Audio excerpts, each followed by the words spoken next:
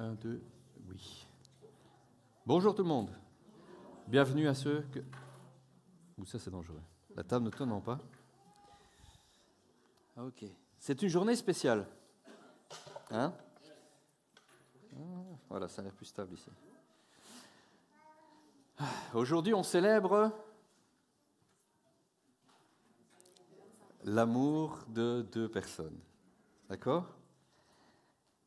Et il y a, je ne sais pas si ça a été fait volontairement ou pas, mais dans les chants, on a quand même beaucoup parlé de l'amour de Dieu.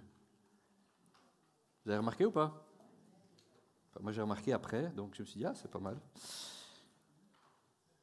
Vous savez ce que la Bible dit de Dieu? C'est quoi son caractère principal? Dieu est amour. Merci. Dieu est amour. Je voudrais vous parler de ça, parce que quand on parle de l'amour d'un homme et d'une femme, quand on parle de l'amour pour ses enfants, quand on parle de l'amour agapé en grec, qui veut dire l'amour entre deux êtres qui s'aiment comme de l'amitié, pas de l'amour sentimental, érotique, etc. Quand on parle de tout ça, est-ce qu'on a un modèle? Ce serait intéressant de savoir si on a un modèle. Alors si la Bible nous dit que Dieu est amour, qu'est-ce que c'est que cet amour-là? Et pourquoi c'est important? Alors le titre de ce que je vais vous raconter aujourd'hui, je ne vais pas être très long, c'est Dieu est amour. Je l'avais dit, non? Et il y a un sous-titre. Tel il est, tel nous sommes dans ce monde. On va voir d'où ça vient, d'accord? Vous me suivez dans une petite lecture. Pour ce thème-là, il y a une personne toute désignée dans les apôtres. Vous devinez qui c'est? C'est Jean, pour les habitués. Jean, parce que il se qualifie lui-même sans arrêt de celui que Jésus aimait. On pourrait dire quand même, il se la pète un peu. Mais ce qui est bien, c'est qu'en fait, pour lui, c'était tellement évident et tellement personnel qu'il s'identifiait parmi les 12 en disant « c'est moi ». Celui que Jésus aime, c'est moi. Alors Jean, quand il parle de l'amour, il en parle bien. Alors, on va voir dans la première épître de Jean, au chapitre 4, et à partir du verset 7. Je ne sais pas si on peut l'afficher. Comme ça, vous pouvez lire en même temps que moi, je n'inventerai rien. Jean écrit à une église. Il écrit aux chrétiens du 1er siècle, quelques années après la mort de Jésus. Vous savez, Jean, je pense que c'est jusqu'en l'an 80 qu'il a écrit, qu'il a vécu. Voilà, mes chers amis. Alors, je n'ai pas la même traduction parce que pour une fois, je n'ai pas utilisé la Bible du Sommeur, mais ce n'est pas grave, vous allez voir, c'est la même chose. Bien-aimés, aimons-nous les uns les autres, car l'amour vient de Dieu. Et toute personne qui aime est née de Dieu et connaît Dieu. Celui qui n'aime pas n'a pas connu Dieu, car Dieu est amour. C'est de là que ça vient. Dieu est amour. Alors celui qui aime a connu Dieu, celui qui n'aime pas n'a pas connu Dieu. Et voici comment l'amour de Dieu s'est manifesté envers nous. Dieu a envoyé son Fils unique dans le monde afin que par lui nous ayons la vie. Jean a commencé son évangile comme ça aussi. Il dit Dieu a tant aimé le monde. Tout le monde connaît ça par cœur, on l'a entendu quelque part. Tout le monde l'a entendu quelque part. Si quelqu'un ne l'a pas entendu, je vais le dire pour une fois. Dieu a tant aimé le monde qu'il a envoyé son Fils unique. Afin que, il y a un but, il l'a envoyé pour une raison, afin que quiconque croit en lui, qui que tu sois, si tu crois en lui, tu ne meurs pas, mais que tu aies la vie éternelle. C'est un acte d'amour d'avoir envoyé Jésus. Et il le dit ici dans son épître, dans sa lettre. Il dit « Voici comment l'amour de Dieu s'est manifesté envers nous. Dieu a envoyé son Fils unique dans le monde, afin que par lui nous ayons la vie. » Et cet amour consiste non pas dans le fait que nous avons aimé Dieu. Cet amour, cette relation avec Dieu ne consiste pas au fait que nous aimons Dieu. C'est pas par là que ça commence. Mais c'est dans le fait que lui nous a aimés. Et il a envoyé son Fils comme victime expiatoire, un mot à s'arracher les dents, pour nos péchés. Bien-aimés, puisque Dieu nous a tant aimés, nous devons nous aussi nous aimer les uns les autres. Alors jusque-là, ça ne dérange personne. Ce message-là de Jésus, du christianisme, ça va. Normalement, ça va. Ça va? D'accord. Dieu a tant aimé le monde. Dieu nous a aimés et il a manifesté cet amour en envoyant Jésus. Ça, c'est l'amour de Dieu. L'amour de Dieu, ça consiste à venir prendre notre place, mourir à notre place, parce que nous méritions cette mort. Et parce qu'il nous a aimés, alors nous pouvons l'aimer en retour. Vous voyez, quelque part ailleurs, il nous est dit qu'il nous a aimés et qu'il a mis le comble à son amour alors que nous étions pécheurs. On pourrait dire Dieu nous aime si nous sommes quelqu'un de bien. Qui se pense bien? Ne levez pas la main. C'est vrai, on imagine toujours, il y a des gens bien. D'accord? Et dans un sens, c'est vrai. C'est-à-dire qu'il y a des gens moins pires que les autres, comme on dit chez nous. Hein? Un jour, quelqu'un est venu vers Jésus et il l'appelait « bon maître ». C'était peut-être un peu hypocrite d'ailleurs. Hein? Mais Jésus lui répond du tac au tac « Pourquoi m'appelles-tu bon ?» Je pense que pourtant, à regarder la vie de Jésus, c'était un qualificatif qui lui allait pas mal. Il n'a fait que le bien. C'est le but. C'était le but de sa vie, c'était de venir et de vivre comme nous, une vie d'homme, mais sans jamais pécher, sans jamais faire quelque chose qu'il ne faut pas faire, pour faire une traduction simple du mot péché. Et lui, il l'a fait. Donc s'approcher de lui et lui dire « bon maître », en fait, c'était juste, c'était correct. Et pourtant, Jésus dit ceci, « Pourquoi m'appelles-tu bon? Il n'y a de bon que Dieu seul. » C'est un peu étonnant, non? Alors si Jésus dit ce qualificatif de bon, tu me le donnes alors que je suis dans ma peau d'homme, ça ne va pas, ça ne colle déjà pas. Je pense que du coup, on peut penser légitimement que ça ne colle à personne d'autre. Vous voyez, quand on dit quelqu'un est bon ou bien, quelqu'un de bien, c'est juste par référence à la moyenne. Tu peux, vas-y. Ça, c'est quand on a sa nièce dans l'auditoire. Tonton, ça va si je fais ça? Vous voyez, quand on se compare, et là est le problème, à qui se compare-t-on? Si je me compare au pire crapule de l'humanité, ben je suis bien, je suis même très, très, très, très bien. Et peut-être que tous ici, nous sommes super bien. Ça dépend à qui nous nous comparons. Si nous comparons à Hitler, pour n'en nommer qu'un, tout le monde va dire, mais je suis parfait, nickel, moi, je n'ai pas fait de mal à personne. N'est-ce pas? Souvent, quand j'explique, vous savez, comment est-ce qu'on va être jugé un jour? Comment sommes-nous jugés aujourd'hui? Si quelqu'un s'est retrouvé devant le tribunal pour une infraction, quelle qu'elle soit, sur quoi es-tu jugé? Sur l'infraction elle-même. Il est difficile de dire à un juge, alors que, je ne sais pas moi, si vous allez pour une infraction de la route grave, bon, je ne sais pas si on va encore beaucoup devant la justice pour ça, mais si vous dites, monsieur le juge, je sais que j'ai passé au rouge, mais je suis quelqu'un de bien. Je m'occupe bien de mes enfants, je suis un bon mari, un bon voisin, je vole pas, j'ai tué personne. Ben, je crois que le juge va vous regarder. Monsieur, c'est pas de ça qu'on parle aujourd'hui. C'est pas? C'est pas de ça qu'on parle. On parle de l'infraction que vous avez commise là.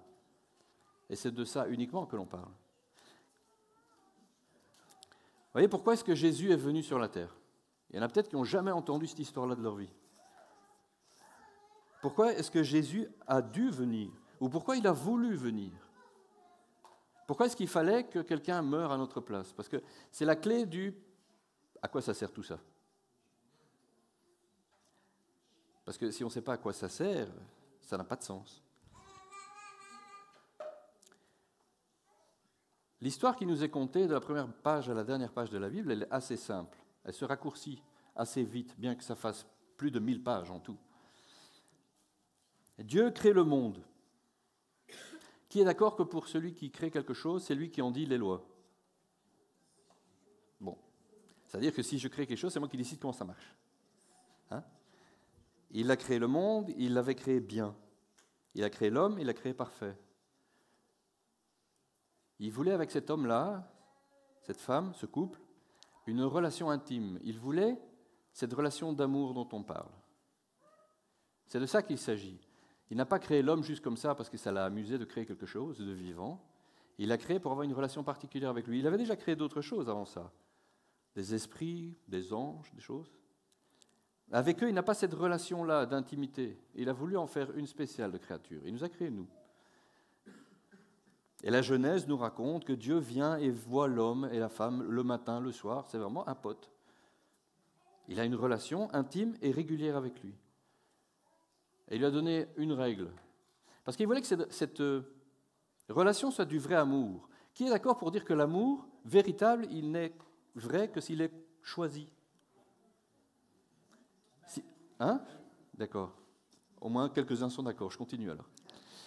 Non, s'il n'est pas choisi, ce n'est pas de l'amour. Hein? C'est autre chose. Tu es obligé.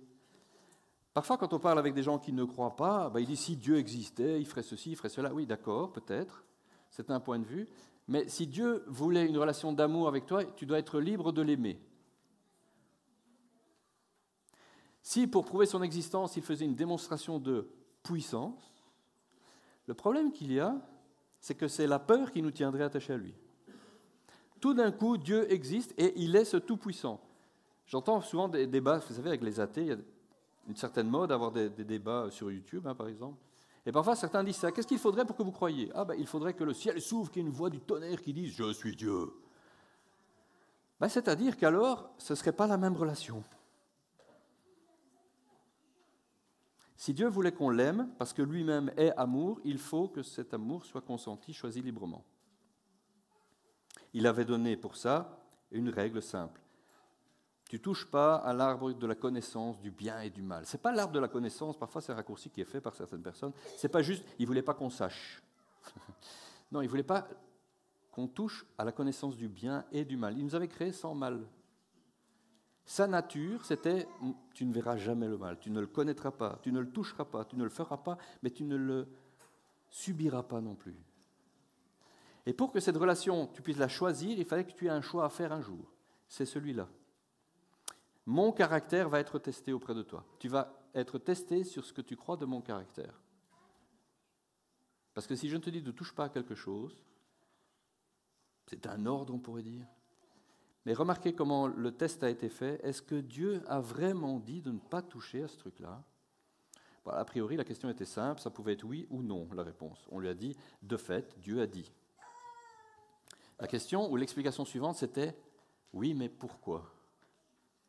Le pourquoi, c'est la question qu'on se pose tout le temps encore aujourd'hui sur plein de choses. Pourquoi? Pourquoi ceci? Pourquoi cela? Et si Dieu? Et si Dieu? On questionne la nature de Dieu. C'est ce que le serpent a fait avec l'homme. Oui, mais il sait que si tu prends de l'arbre de la connaissance du bien et du mal, tu seras comme lui. Autrement dit, Dieu te cache quelque chose. Il retient quelque chose. Il ne t'a pas donné tout. Il ne t'a pas tout donné. Il a fait questionner le caractère de Dieu. Et ça, c'est la chute de l'homme. Pour faire court, tout le monde connaît cette histoire. Ils ont goûté aux fruits et ils se sont rendus compte qu'ils étaient humains. Jusque-là, je pense qu'ils n'avaient pas trop conscience de cette humanité, entre autres de leur propre corps. Et donc, ils ont été jetés du jardin et Dieu a dit, à cause de vous, la terre est maudite, le sol est maudit. Remarquez qu'il n'a pas maudit l'humanité, il a maudit la terre. Et il a dit, c'est la terre qui est maudite à cause de toi. Ce n'est même pas que je maudis la terre. Jusque-là, tout va bien? Et puis quoi? Et puis l'humanité fait son chemin. Elle fait son chemin tranquillou. Et elle ne s'occupe pas trop de Dieu. En fait, elle s'occupe de moins en moins de Dieu. Ça, c'est le pouvoir qu'a le péché, ce que la Bible appelle le péché. Tout ce que l'on fait qui n'est pas de la nature de Dieu, mentir, voler, les trucs classiques, ça on comprend. Il ne faut pas aller très loin en fait. Ce n'est pas sa nature. Donc tout ce que l'on fait qui n'est pas sa nature nous éloigne de sa nature. Nous avons de plus en plus la nature du père du mal. Ça va? Et on s'en éloigne de plus en plus, de plus en plus, de plus en plus. Mais Dieu, il n'a pas changé d'idée. Vous savez, il est constant. S'il a dit, moi je veux une relation d'amour avec l'homme, ça n'a pas changé. Ça peut prendre des milliers d'années, Dieu, il ne change pas. Alors un jour, il décide de venir le faire à notre place. C'est-à-dire que Nous ne pouvons pas, par notre vie et par nos efforts et la manière dont nous vivons, etc., devenir parfaits, comme on avait été designé au début. On avait été créé parfait, on ne peut pas le redevenir, ce n'est pas possible.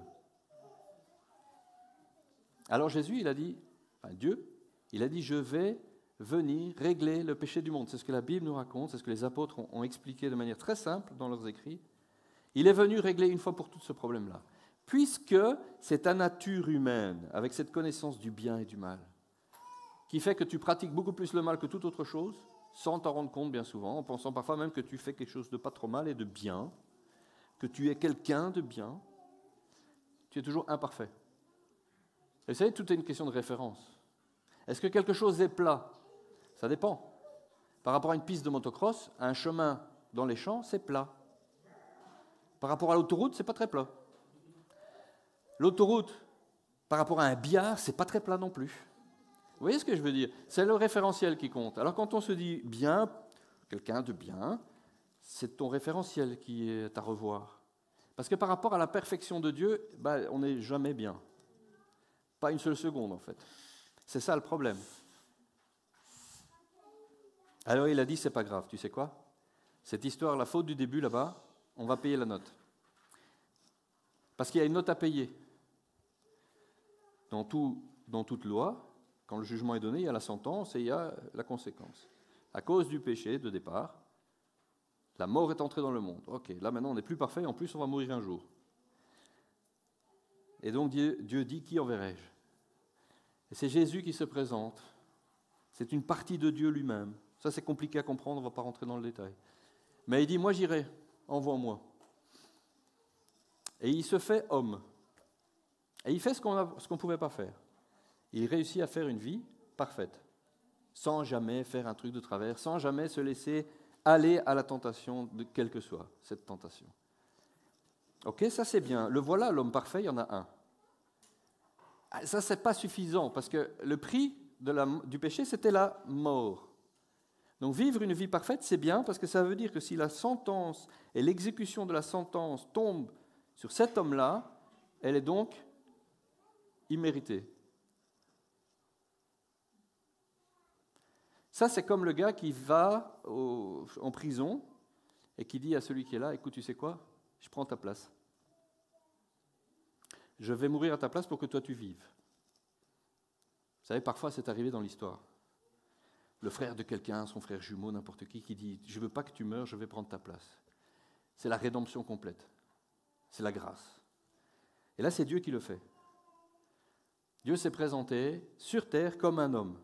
Il a vécu une vie d'homme parfaite, et puis il a dit, eh bien maintenant que je ne mérite pas la mort, je vais la prendre. Et donc il se laisse clouer, il se laisse condamner, il se laisse clouer sur la croix. Et là, la Bible nous dit qu'il se fait pécher. Il prend sur lui le péché du monde. Alors l'humanité tout entière. Si un homme a suffi pour que l'humanité tout entière tombe dans la décadence du péché, c'est avec un seul être parfait qui meurt sans raison que la sentence est annulée. C'est assez équitable en fait. C'est parfaitement juste, sinon ça n'aurait pas de sens. Et donc Jésus prend cette croix, il meurt, et parce qu'il est mort sans raison, Dieu le ramène à la vie. Ça, c'est ce que nous croyons, et ça, c'est la bonne nouvelle de l'Évangile. Parce qu'à partir de là, le problème de l'humanité est réglé. Vous voyez, parfois on présente Dieu comme un Dieu qui se fâche à tout bout de champ sur les trucs qu'on ne fait pas bien. Vous entendez parfois des prêcheurs de rue qui vous disent « Repens-toi parce que sinon… »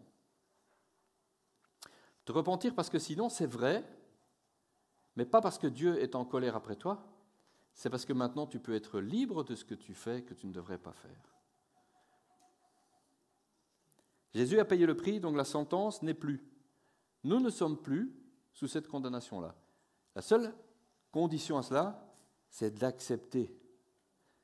Ça paraît presque ridicule. Mais imaginez l'histoire de la prison que je disais tout à l'heure. Le prisonnier se trouve devant le juge. Le juge dit, bon voilà, tu es ici parce que tu as fait ça et tu as fait ça. Et la sentence, c'est la mort. Et puis il voit, quelqu'un est déjà mort à ta place. Normalement, tu es relâché. Vous me suivez? Mais quid si tu dis non? J'en veux pas. Je veux pas de ce gars qui est mort à ma place. Je sais, ça fait ridicule. Hein. Mais qu'est-ce qui se passe? On est dans une impossibilité, il y a quelque chose qui ne va pas là. Tu veux pas de celui qui est mort à ta place, donc tu veux que tu prennes le châtiment quand même. C'est un peu comme si on avait payé une amende à ta place et que tu dis non, je vais payer moi, je veux pas l'autre qui a payé là. Oui, mais ça veut dire que c'est payé. Je m'en fous. Je m'en fous, j'en veux pas. Ça, c'est la bonne nouvelle de Jésus. Dieu a envoyé son Fils unique dans le monde afin que par lui nous ayons la vie. Ça, c'est ce qui est proposé à chacun. À partir de Jésus et jusqu'à nous, et puis pour ceux qui suivront, la seule question qui est posée à l'homme, c'est « veux-tu de Jésus ?» Veux-tu de ce qu'il a fait pour toi? C'est la seule question que tu dois répondre, à laquelle tu dois répondre aujourd'hui.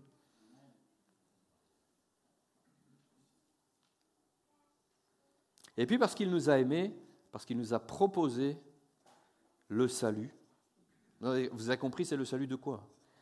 De cette vie humaine, naturelle, qui nous incite tout le temps à faire ce qu'on ne doit pas faire, à cause de cette nature qui est en nous. Finalement, Jésus a un jour expliqué que toutes les tentations auxquelles nous sommes confrontés, elles viennent de notre propre cœur. En fait, c'est des convoitises qui nous sont intérieures à chacun. C'est de là que naissent toutes les tentations. Et si on convoite, si on laisse aller la tentation, si on laisse aller nos pensées, on finit par commettre ce sur quoi on est tenté. Ce n'est pas très compliqué.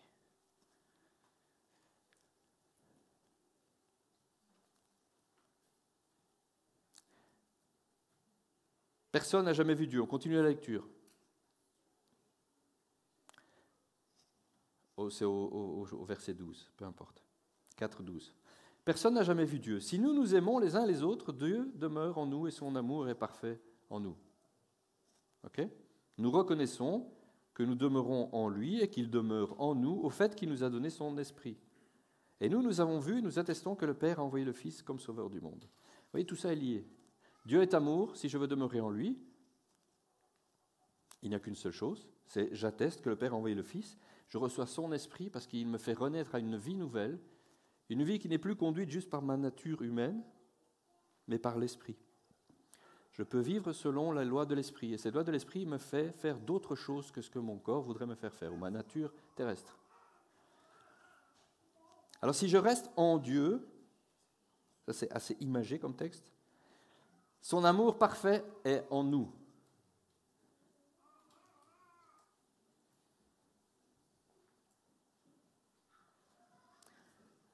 Ok. Pour que son amour soit en moi, il faut que je l'accepte, il faut que je reconnaisse qu'il a envoyé son Fils. Je reçois son esprit et je peux demeurer en lui. Il continue en expliquant ceci. Celui qui déclare publiquement ou qui confesse que Jésus est le Fils de Dieu, Dieu demeure en lui et lui en Dieu. Wow, ça c'est du jargon encore. Hein. Demeurer, être en Dieu et Dieu en moi. C'est vraiment cette nouvelle nature, cette nature qui n'est plus tout à fait humaine, cette nature qui est à la fois humaine et divine, à l'image de Jésus, qui n'est possible que quand j'accepte ce que Jésus a fait, que je dis mais je veux de cette vie-là, moi je ne veux pas juste être de ma propre nature humaine. S'il y a une nature parfaite qui peut venir en moi et me libérer de mes addictions, de me libérer de mon mauvais caractère, de me libérer de mes pulsions que je ne voudrais pas avoir, ben je veux de ça, je veux cette nature-là en moi. Celui qui déclare publiquement que Jésus est le Fils de Dieu, ça fait partie de ça. Je dois dire, oui, Jésus est le Fils de Dieu, je l'accepte, je le crois, je le confesse. Et si je le dis, Dieu est en moi et moi je suis en lui. Nous ne formons qu'un, c'est ça que ça veut dire. Hein. Or nous avons connu l'amour que Dieu a pour nous et nous y avons cru. Dieu est amour et celui qui demeure dans l'amour demeure en Dieu et Dieu demeure en lui. La manière d'être dans l'amour, c'est de demeurer en Dieu et lui en nous. Puisqu'il est amour, alors nous aurons l'amour véritable en nous. C'est en cela que l'amour est parfait en nous. C'est QFD pour les étudiants. Ce qu'il fallait démontrer. Si tu te demandes c'est quoi l'amour parfait c'est Dieu. Si Dieu est amour, il peut me rendre amour à son image. Pour ça, il faut qu'il vive en moi, pour qu'il mette ses sentiments en moi, ses pensées en moi, sa nature en moi. Et alors je peux devenir comme lui. Parce qu'en fait, je n'ai pas besoin de faire des efforts, il change ma nature de l'intérieur. C'est pas que je dois me changer en disant « Ah ouais, il y a plein de choses que je ne peux pas faire, que je ne dois pas faire, qui est interdit de faire. » Non. Il change ta nature. Il change ton intérieur parce qu'il vit en toi. Ça, c'est la bonne nouvelle. Ça, c'est la différence entre les religions, et ce y inclut tout ce qui est religieux dans le christianisme, et ce que Dieu veut vraiment faire. La religion te dit, pour que Dieu t'accepte, tu dois et tu ne peux pas. Jésus, il a dit, si tu veux, tu me suis. Et moi, je te change. Et quand il te change, tout devient facile.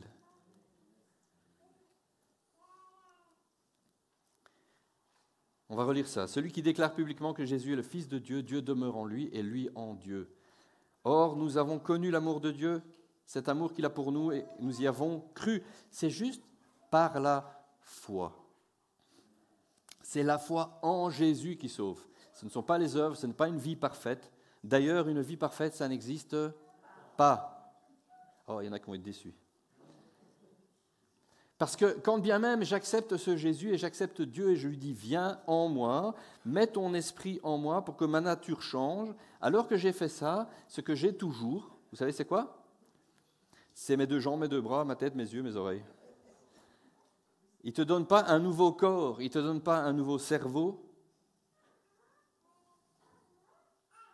Ah, ça vous surprend? Ben non.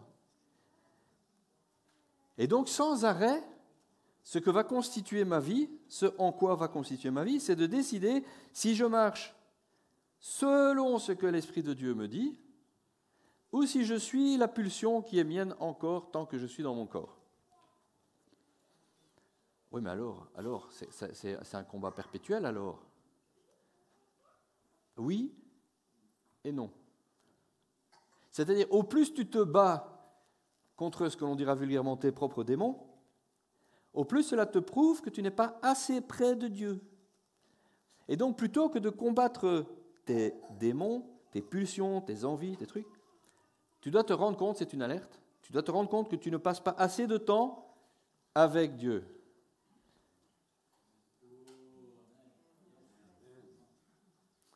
Et si tu veux être totalement libre, c'est pas difficile. Tu arrêtes de te battre contre ça, tu passes plus de temps avec lui. Tu te remplis.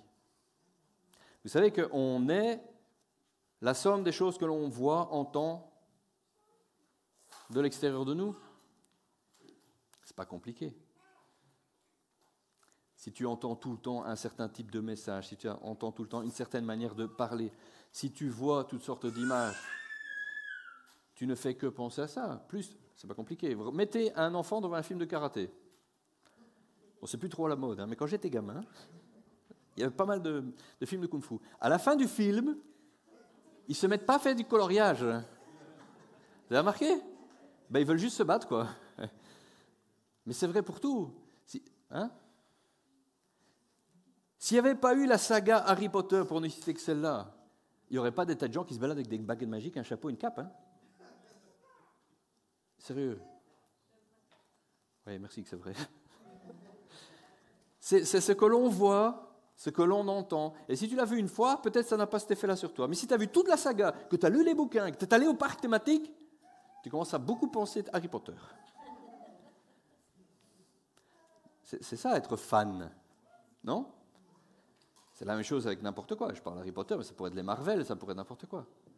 Si tu es méga fan de quelque chose, ça se voit sur toi à un moment donné. Ce dont tu nourris ton âme, ton esprit, les choses que tu lis, que tu entends, auxquelles tu penses sans arrêt, te transforment. C'est un principe de base de vie. J'invente rien, c'est pas compliqué. Avec Dieu, c'est la même chose. Si tu commences à dire, tiens, je veux cette relation avec Dieu, ben, une relation, ça ressemble à quelque chose. On est d'accord? Quand quelqu'un dit, je suis croyant non pratiquant, ok? Il y en a beaucoup qui disent ça. Enfin, de plus en plus disent, je ne suis pas croyant. Mais quand on rencontre quelqu'un qui dit, je suis croyant, mais je ne pratique pas, c'est comme si Je rencontre William et Lydia, et William me dit « Je suis marié non pratiquant ». Ça vous fait rire, hein? Mais si tu es marié mais que tu es non pratiquant, tu n'es pas vraiment marié. Enfin, ça ne va pas tenir, excuse-moi. L'amour se pratique. L'amour ressemble à quelque chose. Une relation, c'est du temps passé ensemble. Ce sont des échanges. J'apprends à connaître l'autre parce que je passe du temps avec, parce que je parle de ce que j'ai sur le cœur et j'aime entendre ce que l'autre personne a sur le cœur. Être en relation avec Dieu, c'est la même chose. Si je passe mon temps à faire tout sauf Dieu, ma relation n'existe pas. Tu peux dire, je suis croyant. Oui, ok. Comme j'ai dit. Ça ne veut pas dire grand-chose. Et ce n'est pas un ensemble, j'espère que vous m'avez compris sur ce coup-là, ce n'est pas un ensemble de trucs à faire et pas faire. Revenons à l'image du mariage. Marié non pratiquant, ou bien marié pratiquant, je fais ma part du ménage, je fais ma part de la nourriture, je paye des trucs que je dois payer. Et tu parles à ta femme? Ah non, jamais. Ah si, le dimanche après-midi. Je vais lui parler, ou j'entends parler d'elle pendant 1h30. Ça ne marcherait pas non plus, vous êtes d'accord ou pas? Ça fait des cohabitants, ça, qui ne se parlent pas en plus. Et une fois par semaine, aller entendre quelqu'un qui parle de ta femme, ça ne va pas t'aider. Ou parler de ton homme. Hein. Je dis ça parce que je suis un homme. Donc parler de ta femme, ça ne va pas t'aider, et inversement. Entendre parler de Dieu, c'est bien, ça commence par là. Si tu n'avais jamais entendu parler de ta femme, tu ne l'aurais pas rencontrée, tu ne te serais pas marié avec. Mais si ça s'arrête à « j'ai entendu parler de ma femme tout le temps », toute ma vie j'ai entendu parler de ma femme. Je n'ai jamais rencontré. Mais je suis marié. Ouais, ça ne veut rien dire. Hein. J'ai entendu parler de Dieu toute ma vie. Depuis que je suis petit, je vais à l'église, ou en tout cas j'ai fait mon catéchisme, j'entends le prêtre ou le pasteur parler de Jésus. Et j'aime bien en plus. J'aime bien. C'est bien, ça fait du bien. Ça. Et toi, tu lui parles? À qui? À Dieu. Ah, ça j'ai du mal. Ça n'a pas de sens. Ça n'a pas de sens. Vous savez, là, c'est ça le problème de la religion, c'est que ça peut vous amener dans une situation comme celle-là. Il y a des gens qui pratiquent le christianisme. Remarquez, je n'ai pas dit donc qu'ils sont en relation avec Dieu.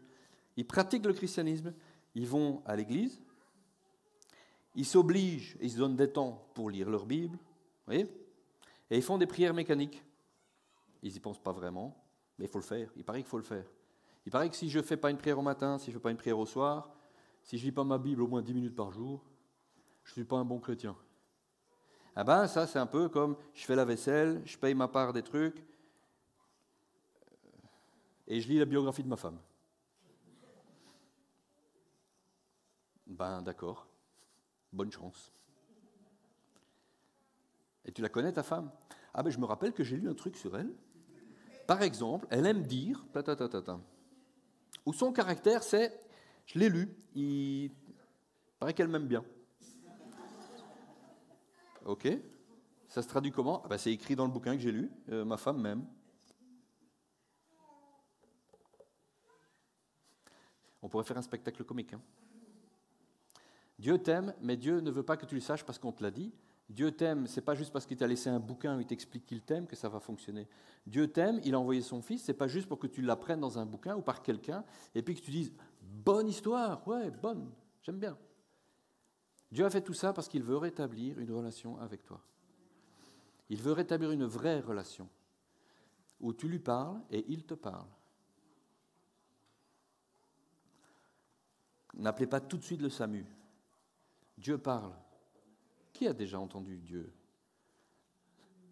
Vous savez, Dieu parle. Alors ça ne veut pas dire qu'on l'entend comme ceux qui voudraient que le ciel s'ouvre et qu'une voix comme du tonnerre parle. Dieu te parle à toi aussi, toi qui dis « je ne l'ai jamais entendu ». Chaque fois que ta conscience te dit « ne fais pas ça », tu crois que ça vient d'où? Ça commence comme ça. Si ton cœur tremble quand tu entends certaines choses au sujet de Dieu, tu vois, ton cœur bat un peu plus vite, tu dis ouais, c'est quand même pas mal ce truc. C'est Dieu qui t'appelle. C'est pas beaucoup plus compliqué que ça. Hein. Ça commence comme ça. Et puis un jour, si tu avances avec lui, tu vas reconnaître ses pensées. C'est-à-dire que puisqu'il vit en toi, remarquez, c'est ce que j'expliquais au début, si son esprit est en toi, soudainement, tu as des pensées qui ne sont pas les tiennes, mais tu ne t'en rends pas compte. D'accord ? Tu ne t'en rends pas tout de suite compte. Parce que tes pensées, c'est tes pensées. Dans ta tête, ce qui se passe, ça a le même son, ça a la même voix que quand c'est toi qui penses. Ok ? Et quand Dieu te parle à l'intérieur de toi, tu as l'impression que c'est toi qui te parles à toi-même, simplement. Par contre, ce sont des pensées que tu n'aurais pas eues autrement. Très souvent, c'est ça. Tu es occupé à penser quelque chose, et puis tu as une pensée qui t'interrompt. Qui interrompt ce que tu es en train de faire, et qui te propose autre chose. Ne fais pas ça. Comment ça ne fait pas ça ? Je suis en train de le faire. Hein ? Je dis ça parce qu'il y a plein de gens qui ne savent pas comment Dieu parle. Et donc ils se disent, non, ça c'est moi. Non, c'est pas toi, parce que toi, tu étais en train de le faire. Pourquoi est-ce que ce serait toi qui es en train de te dire, fais pas ce que tu fais ? C'est bizarre ça, non ? Si c'est toi qui... Alors, tu sais plus ce que tu fais ? C'est la voix de Dieu qui te parle.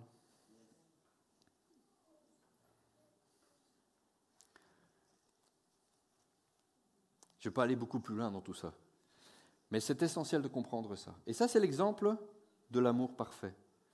Dieu a tant aimé le monde. Dieu t'a tant aimé toi. Tu peux mettre ton prénom. Dieu a tant aimé Andrés. Je m'appelle Andrés pour ceux qui ne savent pas. Dieu a tant aimé Andrés qu'il a envoyé son Fils unique afin que, si Andrés croit en lui, il ne périsse pas, qu'il ne meure pas, mais qu'il ait la vie éternelle. Tu peux mettre ton prénom. Parce que c'est exactement ça que Dieu dit. Je t'ai tant aimé toi que j'ai envoyé mon Fils. Pour que si tu crois, tu puisses avoir cette vie-là, une vie différente de celle que tu connais. Cet amour-là, il est aussi défini par l'apôtre Paul. Dans l'Épître aux Corinthiens, tout le monde connaît ça, enfin en tout cas les chrétiens. C'est des choses qu'on aime bien mettre sur le mur de la maison. La définition de l'amour, ses qualités, ses attributs. L'amour est quoi ? L'amour est patient. 1 Corinthiens 13, au verset 4. Il y en a qui vont me citer le truc par cœur, vous allez voir. Il est très fort aussi. L'amour est patient, il est plein de bonté. L'amour n'est pas envieux. L'amour ne se vante pas, il ne s'enfle pas d'orgueil. Il ne fait rien de malhonnête, il ne cherche pas son intérêt. Il ne s'irrite pas, il ne soupçonne pas le mal. Il ne se réjouit pas de l'injustice, mais il se réjouit de la vérité. Il pardonne tout, il supporte tout, il espère tout, il croit tout. L'amour ne meurt jamais. Et puis il expliquera que plein de choses, entre autres, qu'il y a 3 choses qui demeurent éternellement, la foi, l'espérance et l'amour. Et puis il dit, et la plus grande, c'est l'amour. L'amour est patient. Toutes les femmes de la salle le savent. Vous devez user de patience envers vos maris. C'est comme ça. Hein ? T'es d'accord quand même ? Tout ce qu'il fait qui est super énervant, ou qui ne fait pas d'ailleurs. Il n'a pas compris que la manne de linge devant l'escalier, c'est parce qu'il faut monter la manne de linge. Il enjambe la manne de linge. Il dit, mais pourquoi est-ce qu'on a mis ça au pied de l'escalier ? Ça vous est jamais arrivé ? Moi, tout le temps. Bon, j'ai compris avec le temps. Hein. Oui, il faut la monter.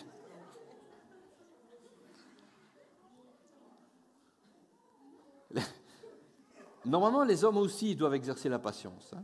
Mais ils ont souvent moins de sujets à exercer la patience au quotidien. Il est plein de bonté. Quand on aime, on est bon avec la personne qu'on aime. Tu ne peux pas aimer quelqu'un et ne pas être bon envers lui. Ce n'est pas possible. Il ne se vante pas. Si tu fais que te vanter auprès de la personne que tu aimes, il y a quelque chose qui cloche. En général, tu veux élever la personne que tu aimes. Et donc, ça ne passe pas par te mettre en avant, mais le contraire. Il ne s'enfle pas d'orgueil. Il ne fait rien de malhonnête. Ah oui, bon, ça. Alors, ça, c'est l'évidence. Là, on enfonce des portes ouvertes. Si tu aimes, tu ne fais pas quelque chose de malhonnête à la personne que tu aimes. Il ne cherche pas son intérêt. Il ne s'irrite pas. Ça, c'est plus compliqué parfois, de ne pas s'irriter. Bon, ça va avec la patience qui est le premier, hein. Mais quand même, on peut aimer et s'irriter quand même, non, un peu. Ouais. L'amour parfait ne s'irrite pas. C'est pas moi qui le dis, c'est Paul. Bon, il n'était pas marié. C'est vrai.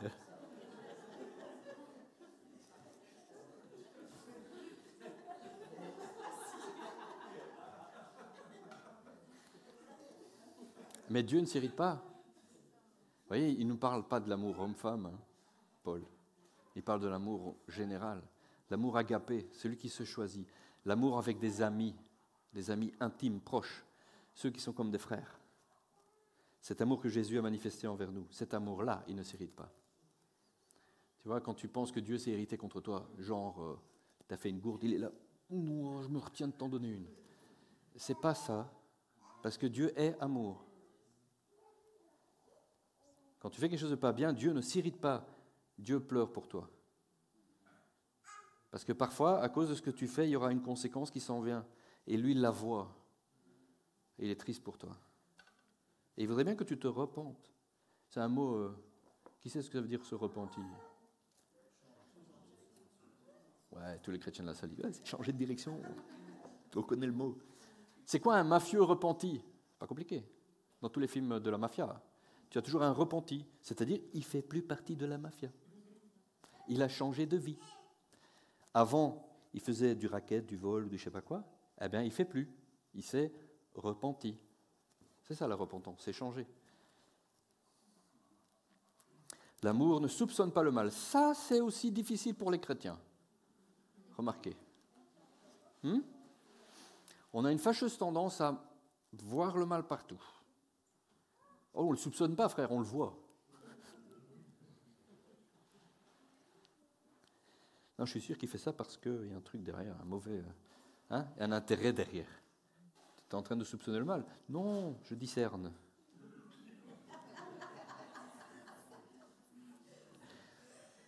Ils ont des réponses à tout, ces chrétiens. Eh bien, l'amour véritable ne soupçonne pas le mal. Et il ne se réjouit pas de l'injustice. Ok, ça va. L'injustice, en général, on ne s'en réjouit pas. Mais il se réjouit de la vérité.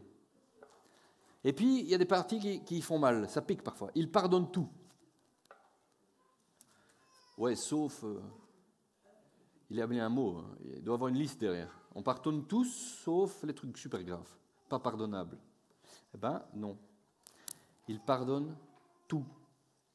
Et puis, il croit tout. Vous savez, parfois, il y a des gens qui disent « Ouais, moi, je suis vraiment trop bon, quoi, trop bon, trop con. » Désolé pour l'avoir dit, mais... Eh bien, c'est-à-dire que non. Ne sois pas triste que tu crois tout. C'est un signe d'amour. Ne sois pas triste de toujours pardonner. Parce qu'il y a des gens qui disent « Ouais, moi, je pardonne toujours et ça recommence. » Gloire à Dieu. Le problème n'est pas toi qui pardonnes tout le temps, il est dans l'autre qui recommence. Mais toi, tu fais ce que tu dois. C'est un signe de l'amour de Dieu en toi. Il croit tout, il espère tout. Ben oui, tu pardonnes, tu crois qu'il y a les promesses, et tu espères. Et tu supportes tout.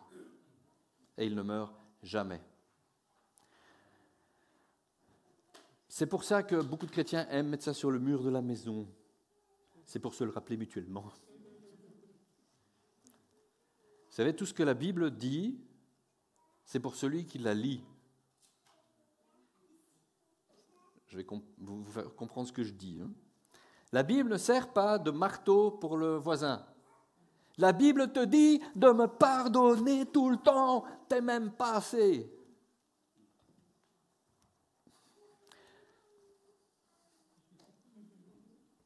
Vous en connaissez qui font ça, non? Bon, peut-être pas avec le geste. Et la Bible te dit que tu dois faire ça. Elle te dit que tu dois me respecter. Elle te dit que tu dois te soumettre à moi. La Bible elle te dit que tu dois. Et on dit tu. Non, la Bible te dit à toi de te voir comme inférieur à l'autre. À toi de tout pardonner. À toi de tout supporter. À toi d'être patient. À toi. Toujours toi. La Bible est un miroir. J'aime bien l'expression à droite. Elle te reflète ta propre image. Et si tu l'utilises pour d'autres, tu n'as rien compris. Alors aujourd'hui, on fête 25 ans de mariage. 25 ans. Ça fait déjà un bail. Ça fait un bail, 25 ans. Un quart de siècle. Bon, moi aussi, j'ai fait ça il y a un an. Avec ma femme, on a fait un quart de siècle. Mais je suis sûr qu'on vit les mêmes choses, vous savez. C'est-à-dire que ceux qui pensent que 25 ans ensemble, c'est un doux fleuve tranquille. D'accord, il n'y a personne qui le croit, donc je n'ai pas besoin d'expliquer. Ah oui, et 25 ans, ça devient rare. En fait, parfois, 10 ans, c'est rare. On en vient à 5 ans, c'est rare. C'est pas un jour, ce sera, t'es marié depuis un an, wow, félicitations. Alors, bon, déjà, t'es marié, félicitations. Ah, c'est vrai, parce que ça aussi, ça devient rare. Mais alors, marié et tenir dans la durée, il faut beaucoup de travail. Ça se travaille, c'est pas gratuit. L'amour s'entretient, il se travaille sans arrêt. Et puis, il faut savoir, c'est quoi. C'est pour ça que je vous en ai parlé pendant quelques minutes, là. Parce que sinon, à quoi on travaille? Si l'amour égale le romantisme, bon, bah alors tu n'as pas besoin d'être patient, pardonner tout, ne pas soupçonner le mal, il suffit d'offrir des fleurs, la sortir. C'est juste, non? Ça, c'est le romantisme. Tu ouvres la porte. Ah non, non, parce que alors les féministes ne sont pas contents. Je ne sais même pas comment on est romantique si on doit faire plaisir à tout le monde. Bon, bref, on va pas s'étaler là-dessus. Alors, si l'amour, c'est ce qu'on vient de dire là, alors c'est vrai que c'est du travail. Ce sont des attentions de tous les jours. Garder l'amour vivant, l'amour se choisit. Parfois on dit l'amour te choisit, il vous voyez ce que je veux dire? Au premier regard, t'as pas choisi, ça t'est tombé sur la tête. Ben celui-là, il dure pas très longtemps en fait. De fait, c'est là où est le problème souvent. On confond le sentiment amoureux, dont tous les psychologues s'accordent pour dire que ça ne dure pas très longtemps. Je ne suis pas en train de dire qu'ils ont tort. Le sentiment amoureux, 1 an, 2 ans, 3 ans, déjà, c'est pas mal, quoi. Alors si tu t'attaches à ça, et si ça pour toi c'est la définition de l'amour, c'est le sentiment des papillons dans le ventre, etc., eh ben celui-là, il est très difficile à maintenir. Il est super difficile à maintenir. Parce que ta chimie corporelle ne fait pas ça pendant 50 ans. L'amour véritable, il se choisit et il s'entretient. Celui-là, il se décide. C'est une vraie décision personnelle. C'est pour ça que lors du mariage, en général, on se promet plein de trucs. Et quand on renouvelle, on va se promettre encore des trucs. C'est une vraie décision, en fait. On ne fait pas ça en l'air. On dit « je promets ». Bon, alors aujourd'hui, « je promets », ça ne veut pas dire grand-chose pour plein de gens. Mais là, ça en a vraiment d'important. Je promets de t'être fidèle, je promets de t'aimer. Alors avant, on disait plein de trucs super bien. Dans la pauvreté, la maladie, tout. T'es sûr? Parce qu'il y a des gens qui, dans la pauvreté, sont enfuis en courant. Dans la maladie, ils disent « oh, je ne peux pas vivre comme ça, c'est pas possible ». Ça devient difficile d'avoir ce genre d'amour-là. Vous savez pourquoi? Eh bien, ça, il faut revenir au début de mon explication. Parce que l'amour véritable, c'est Dieu. Et pour pouvoir le tenir dans la durée, il faut l'avoir en soi. Si tu l'as que par définition dans un bouquin, l'amour c'est, et puis que tu l'as incorporé dans ta mentalité, dans ta tête, c'est pas encore ton cœur. Et alors tu travailles avec ta tête. Alors je dois travailler à maintenir ça. C'est comme pour le reste. Quand il est en toi, il te change. Quand il est en toi, il t'aide.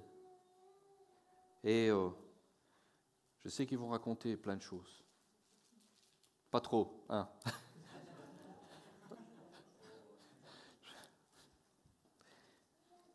Ah oui, parce que vous savez ce qu'on a comme avantage quand on a Dieu avec nous? On a Dieu avec nous?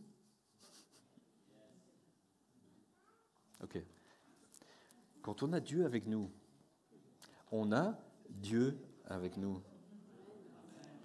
Si Dieu est Dieu, c'est sympa de l'avoir pour toi, non? Je pense qu'il faut un peu plus d'excitation à ce genre de choses. Non, c'est vrai, parce que, alors, t'as Dieu avec toi, c'est chouette? Ouais. On parle du même Dieu, le Dieu de l'univers. Celui qui peut, s'il veut, ouvrir le ciel et dire « je suis là ».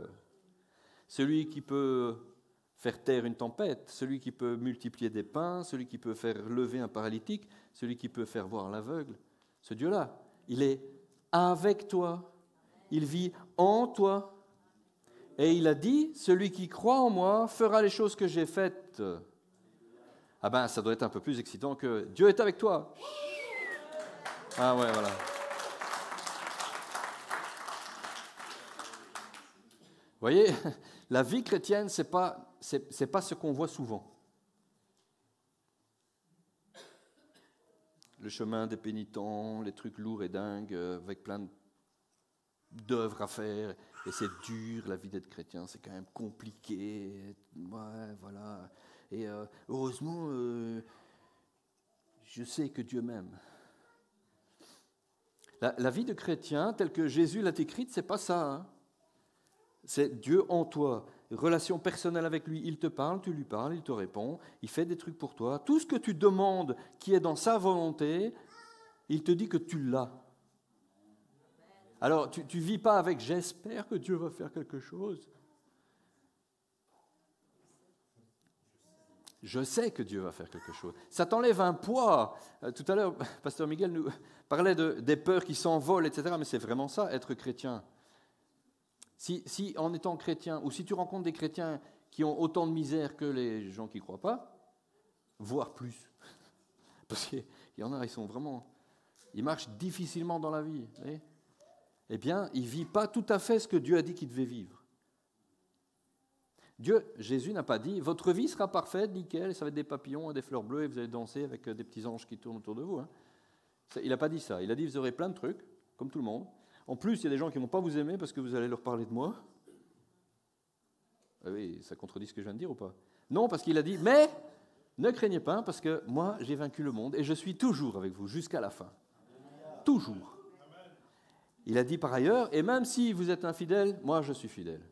Moi, je reste. Il l'a montré déjà. Oui. Il l'a montré avec Pierre. Vous savez, tout le monde connaît l'histoire de l'apôtre Pierre, un petit peu, pas beaucoup. Pierre, c'était un macho. Il était prêt toujours à défoncer les portes et tout.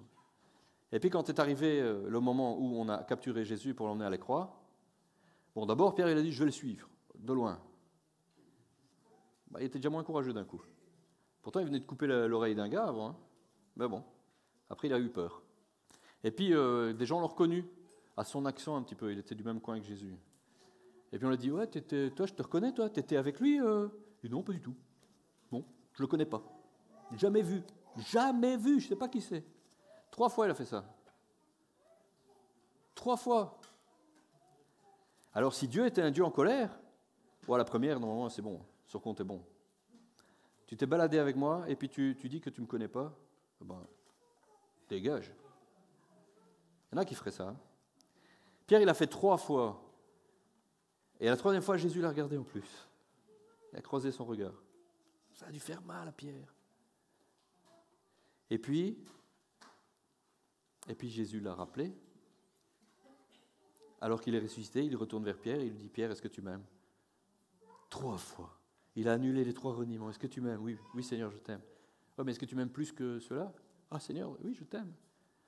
Oh, mais est-ce que tu m'aimes, Pierre? Ouais. Ça, c'est le Jésus. Ça, c'est le Jésus que moi, je connais. Amen. On va passer à la suite? Ouais. Je vais vous laisser le pupitre et je vais même vous donner un micro. Qui commence?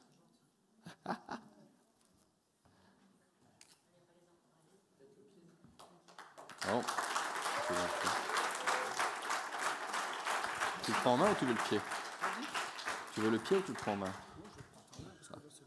Ah oui, voilà. Alors, je vous laisse la place, carrément. Bonjour à tous. Voilà notre témoignage. Alors, il y a 25 ans, nous nous sommes engagés dans le mariage l'un envers l'autre.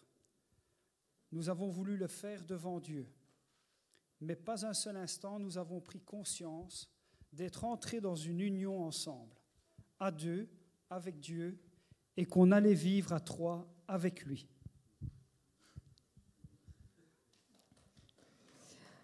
Alors, au début, pour les jeunes mariés que nous étions, tout allait bien. Nous ne manquions de rien, une belle vie, belle maison, beau travail, belle voiture. En fait, nous étions bénis et nous, on ne le savait même pas. Et en plus, nous pensions tout savoir sur tout. Il faut dire que l'humilité n'était pas du tout notre point fort. C'est ainsi que nous pensions, par exemple, faire mieux que nos parents respectifs. La vérité, c'est que l'on fait comme on peut avec notre humanité. La vérité, c'est qu'on fait différemment, ça c'est sûr. Mais mieux, oui, parfois. Et moins bien qu'eux, oui, parfois aussi. D'ailleurs, nous demandons pardon à nos parents et beaux-parents respectifs pour avoir pensé cela et pour notre orgueil. Ensuite, les premières vagues arrivent, celles qui vous déstabilisent un peu, mais après un bref regard vers Dieu, on reprend notre marche comme s'il n'était pas là. Puis vient un moment où les vagues sont vraiment fortes, hautes, successives, et il y a même du sable qui est mélangé à l'eau. Et quand la vague elle vous tombe dessus, ça vous fouette, ça vous griffe, ça vous fait mal. Alors là, on demande, mais Dieu, où es-tu ? Et Dieu, qu'est-ce qu'il fait ? Il répond. Ah, ça y est, tu t'intéresses à moi maintenant. Ou alors, c'est bien fait, tu m'as tellement ignoré. Il dit ça, Dieu ? Non. Dieu répond, oui, mon enfant, que veux-tu que je fasse pour toi ? Donne-moi la main et avançons ensemble. Alors pour notre couple, les vagues les plus douloureuses ont été la souffrance de nos enfants et les chemins sombres qu'ils ont parfois pu prendre. Et ça a été d'en être les spectateurs impuissants. Entre deux vagues, et suite aux attentats de Paris et de Bruxelles, notre fils me demande pourquoi nous, on ne fait pas comme ça et on ne fait pas ça. Et en fait, il parlait de l'appel à la violence et au meurtre. Et moi, toute orgueilleuse et imbue de ma pensée laïque, je découvrais que mon enfant se considérait comme appartenant à Jésus, comme chrétien. Alors je me suis mise à chercher des réponses à ces questions qui étaient devenues mes questions. Et j'ai d'abord cherché dans le Coran. Et puis en fait, je n'y ai pas trouvé mes réponses, sauf l'appel à la violence et au meurtre. Et en fait, je me suis retrouvée avec ma Bible d'enfant dans les mains, à lire les Actes des Apôtres et les Épîtres de Paul. Et là, mon cœur vibrait.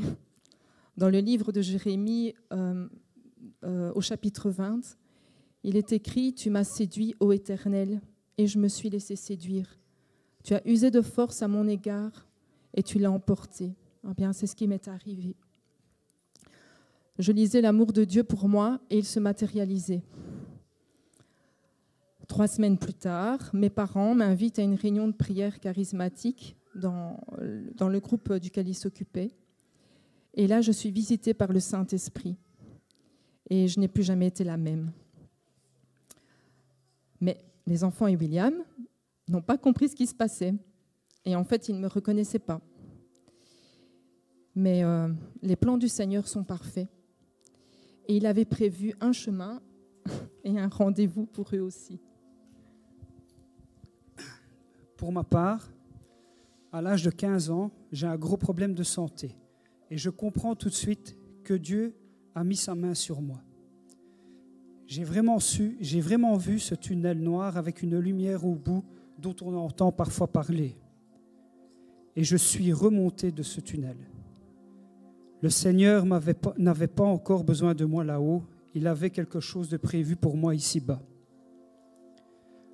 Mon désir était de tout mon cœur de me marier à l'Église et de fonder une famille.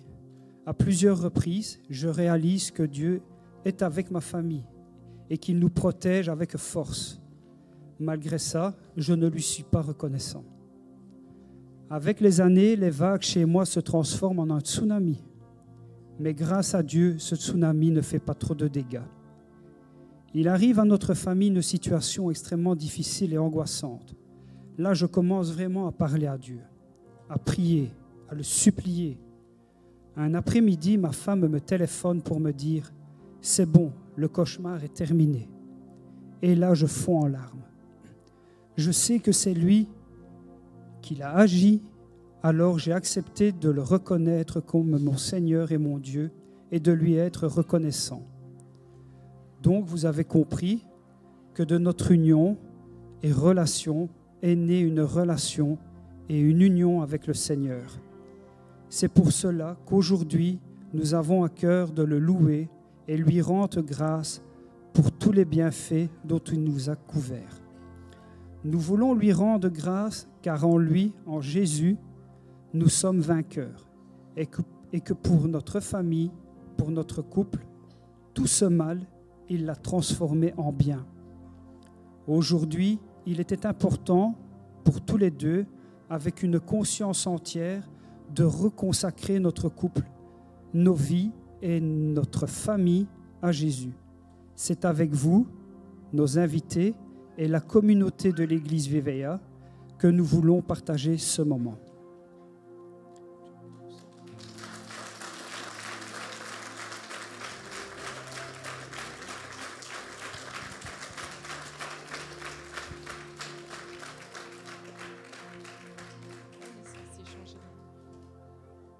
J'ai pas fait beaucoup de promesses. Alors, j'aurais pu dire un truc nunuche le jour de notre mariage, du genre que je voulais me perdre dans tes beaux yeux verts et merci au destin de t'avoir mis sur ma route. Mais voilà, aujourd'hui, il faut être sérieux. Alors, mon amour, je rends grâce à notre Seigneur de t'avoir donné la vie, de t'avoir choisi toi pour moi et nul autre. Je remercie notre Père de t'avoir fait tel que tu es, avec cette âme et cet esprit qui s'accorde à merveille avec mon âme et mon esprit. Je veux louer notre Dieu pour tout cet amour qu'il a déposé dans ton cœur pour moi. Dieu m'avait béni avec des parents, un frère, une sœur aimants. Il a voulu que je passe la suite de ma vie sur la terre avec un mari attentionné et aimant. Quand je me trouve moche, tu me vois belle. Quand je suis découragée, tu m'encourages. Quand je ne me supporte pas moi-même, tu me supportes. Quand je me mets en boule, en mode hérisson, tu n'as pas peur de t'approcher de moi et d'être piqué. Il fallait vraiment que ce soit le Seigneur qui te donne le mode d'emploi avec moi. Et toi, tu as accepté d'être coaché par lui.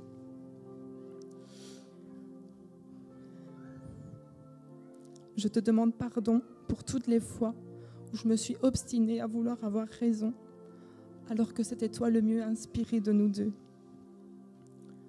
Je te demande pardon aussi d'avoir été trop longtemps une femme mère, alors que tu avais besoin de ton ami et de ton épouse.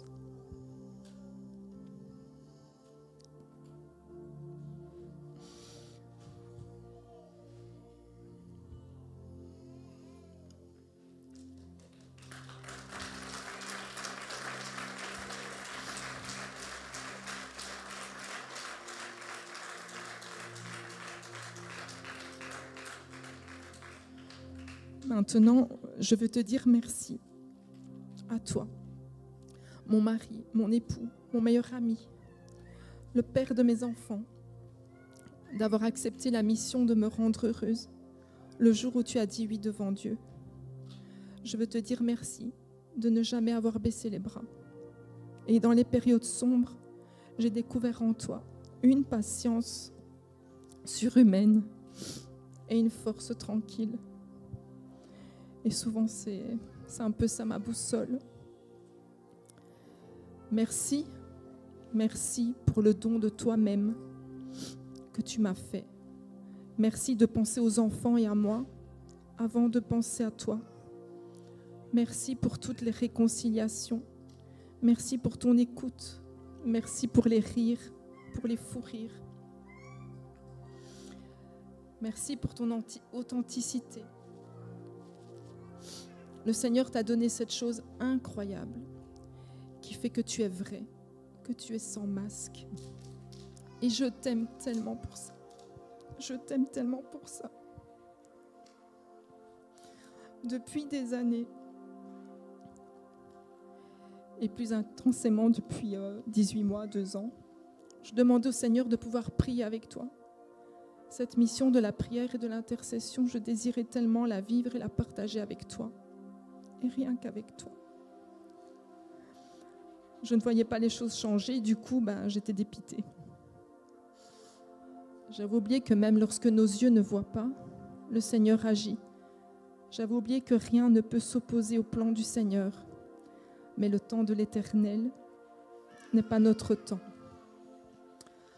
Alors j'ai déposé ma combativité, mon impatience, ma volonté propre aux pieds de Jésus et j'ai laissé faire.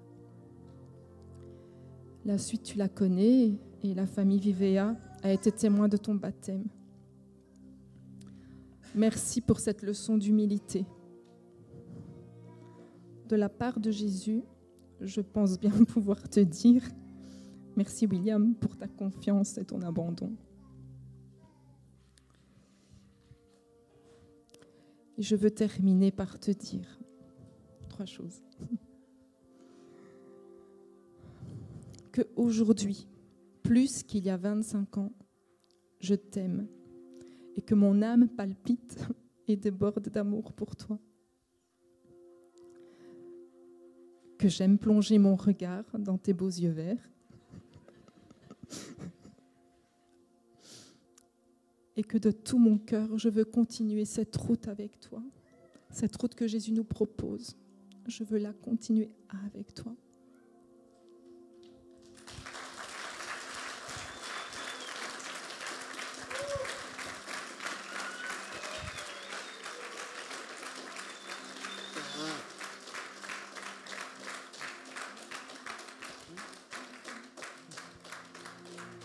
Ça ne va pas être facile de parler après ça. Enfin, voilà. Mais j'ai fait un peu plus court. Hein.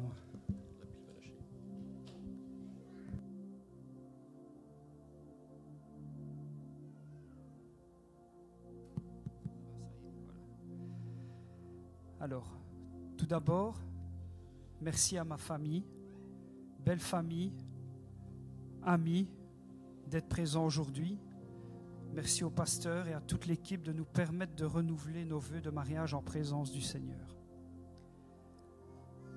Mon amour, 25 ans que nous faisons un voyage à travers des jours, des semaines, des mois, des années côte à côte. Ces 25 ans à tes côtés sont passés sans s'ennuyer. Le soir où nous nous sommes embrassés, j'ai été transformé. Non pas par la douceur de tes lèvres, mais plutôt par la bienveillance que tu dégageais.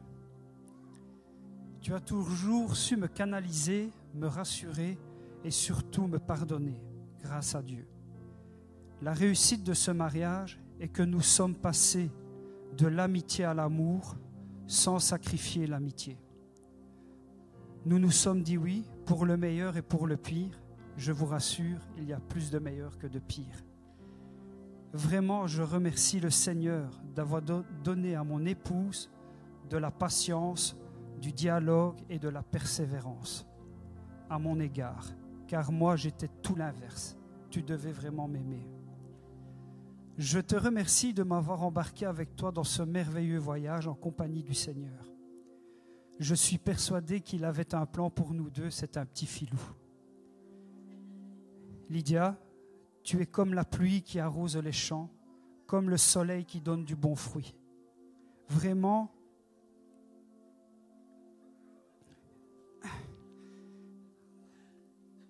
merci pour tout.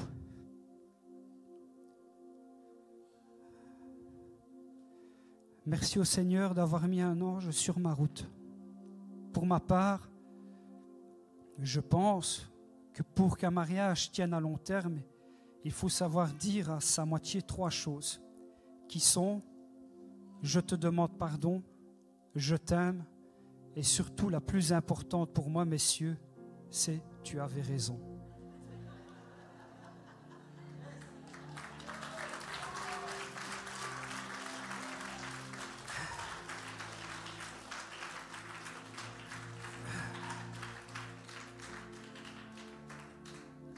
Lydia, puissons-nous toujours rester ainsi, en amour et en présence du Seigneur. Seigneur, nous te rendons grâce pour tous les défis que nous avons relevés et les épreuves que nous avons passées ensemble. Lydia, je t'aime.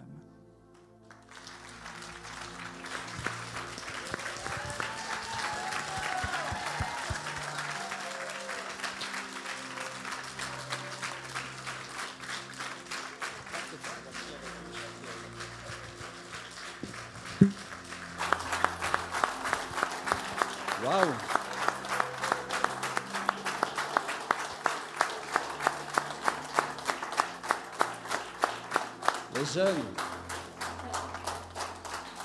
Les jeunes, vous prenez note?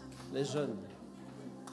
Et les moins jeunes aussi. Et les moins jeunes aussi. Non mais, je disais à une jeune personne il n'y a pas plus longtemps que tout à l'heure dans la voiture, je lui disais, je suis désolé, tu ne sais pas ce que c'est l'amour. Mais c'est vrai. Mais c'est ça l'amour. Je pense qu'il faut une petite vingtaine d'années pour s'en rendre compte. Hein. C'est ça l'amour. L'amour, on le comprend, on le réalise quand il est testé. Et quand il fait face à des tempêtes, c'est à ça qu'on voit l'amour. Vraiment, quelle belle déclaration, quel beau témoignage. On est vraiment heureux et bénis de vous connaître. C'est un superbe témoignage. Et, je ne vais pas en rajouter parce que honnêtement, il n'y a plus rien à dire. On va juste prier avec vous si vous le voulez bien. Je demandais à toute la communauté de nous accompagner dans cette prière. Je demandais à nos épouses de venir. Moi, je n'ai pas 25 ans encore, j'ai fait 21 mois. C'est déjà bien, hein? 21. Et on va juste prier pour vous. On est tellement touchés. Est-ce que vous nous accompagnez dans cette prière, s'il vous plaît? Seigneur Jésus, on veut te remercier. Waouh, Seigneur, ta grâce et ton amour, Père Saint. Merci pour Lydia, merci pour William, merci pour cet exemple d'amour, d'engagement, de fidélité à travers les hauts et les bas. Seigneur, on veut juste te remercier pour eux. On te remercie pour le plan que tu avais quand tu les as vus naître, quand tu les as vus grandir, quand tu les as fait se rencontrer. Seigneur, quel plan extraordinaire. Père, on veut te confier les 25, 35, 45, 55 prochaines années, Seigneur. Nous savons que s'ils sont sous ton regard, main dans la main avec toi, ça va être encore mieux que les 25 premières. Seigneur, on veut déclarer ta bénédiction sur leur couple, sur leur maison. On déclare ta faveur, Seigneur. Je déclare ta faveur sur leur maison. Seigneur, et je déclare que les années à venir seront plus belles que les années passées. Seigneur, merci pour la provision, la multiplication de bénédictions pour eux, c'est autant dans leur cœur que dans leur maison, que tout autour de leur maison. Seigneur, vraiment, ils vont être un exemple, Seigneur, un exemple de bénédiction. Seigneur, nous les bénissons tous maintenant en ton nom. Nous les bénissons. Alors que nous sommes là tous ensemble, nous les bénissons en toi. Recevez la bénédiction du Père. Que la faveur de l'Éternel soit sur vous, votre maison, vos enfants, votre couple. Que Dieu vous accorde encore davantage, que sa faveur soit multipliée. Alléluia. Je veux honorer votre engagement, je veux rendre témoignage de cet engagement et je veux vraiment vous dire avec une pensée prophétique, vraiment, que Dieu va multiplier et que votre témoignage va être utile à une génération, va être utile à des gens, va être utile à des jeunes. Alléluia. Je veux vraiment proclamer la vie. Alléluia. Et je crois que vous allez être amenés à le redire, ce témoignage, peut-être dans d'autres endroits. Alléluia. Merci Seigneur Jésus. Ça, je vous le dirai après. Ok, merci Seigneur. Merci pour ta faveur, ta bénédiction. Seigneur, nous te bénissons et nous voulons nous réjouir ensemble, Seigneur. À toi toute la gloire, l'honneur, la reconnaissance, Père. Dans le nom de Jésus, nous avons prié. Amen. Soyez bénis abondamment. Bravo. Bravo.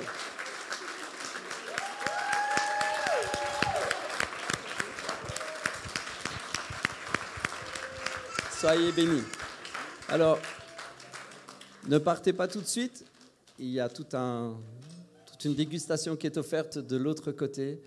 Hein. C'est juste extraordinaire. Et prenez du temps pour, franchement, leur demander des conseils, là, parce qu'ils ont mis la barre haut, hein, quand même. Soyez tous et toutes bénis. Parce qu'on est une église, hein, donc si quelqu'un voudrait la prière pour quoi que ce soit, c'est pas cher. Ok, c'est très, très, très pas cher, c'est gratuit. Donc si quelqu'un, pour une raison ou pour une autre, voudrait la prière, voudrait un conseil, voudrait parler avec un des responsables, prenez le temps de le faire, nous sommes là pour ça. Soyez abondamment bénis. À toute la communauté, je vous dis à mardi, à dimanche prochain, passez une excellente semaine. Et à tous les autres, eh bien, bonne continuation, soyez bénis.